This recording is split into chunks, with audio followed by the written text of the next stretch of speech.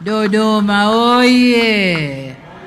Ndugu zangu, kama ilivyoelezwa hapa, tulifanya ziara tembelea barabara ya mzunguko inayojengwa ndani ya mji wetu wa Dodoma, lakini vile vile tulikwenda kuona maendeleo ya ujenzi wa uwanja wa ndege wa Msalato. Niwapongeze sana waheshimiwa mawaziri, waziri wa ujenzi na waziri wa uchukuzi na watumishi wao wote wa wizara zao kwa ujumla kwa kazi mnayofanya kufuatilia utekelezaji wa miradi hii ambayo imefikia hatua nzuri ya utekelezaji.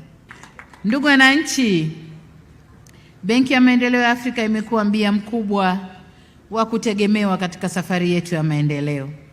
Kipekee katika kipindi cha uongozi wa ndugu yetu Dr. Deshina, tumeshuhudia miradi mingi ya maendeleo ikitekelezwa kwa fedha za mkopo nafuu kutoka Benki ya Maendeleo ya Afrika.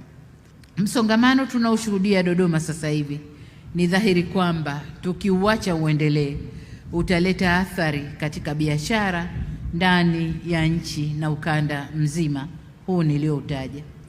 Sasa ili kuondosha kadhia hiyo, tunahitaji kuwa na barabara ambayo itawezesha magari makubwa na madogo yasiyokuwa na ulazima wa kuingia katikati ya jiji la Dodoma kuweza kuendelea na safari zao.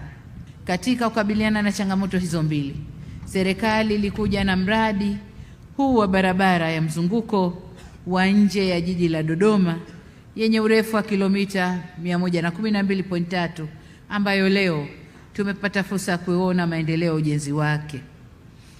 Barabara hii ni muhimu sana kwa jiji, mkoa wa Dodoma na kwa nchi kwa ujumla. Ndugu zangu, napenda sasa kutumia fursa hii kuwapongeza wakandarasi, wahandisi, washauri wa mradi, TANROADS pamoja na wizara za ujenzi na uchukuzi kwa kujitoa kwao kutekeleza na kusimamia miradi hii kikamilifu. Na washukuru wananchi na wakazi wa maeneo inayopita na kujengwa miradi hii kwa uvumilivu wenu katika kipindi chote cha ujenzi pamoja na ushirikiano wenu katika kufanikisha utekelezaji wa miradi hii. Nitoe shukrani zetu kwa Benki ya Maendeleo ya Afrika kwa kuendelea kuwa mdau mkubwa katika utekelezaji wa miradi ya barabara, madaraja na viwanja vya ndege hapa nchini. Ndugu zangu, kama nilivyotangulia kusema, katika ziara yangu hii mmeona nipo na Dr. Deshina, Rais wa Benki ya Maendeleo ya Afrika, ambao chini ya uongozi wake ametusaidia sana katika miradi mingi.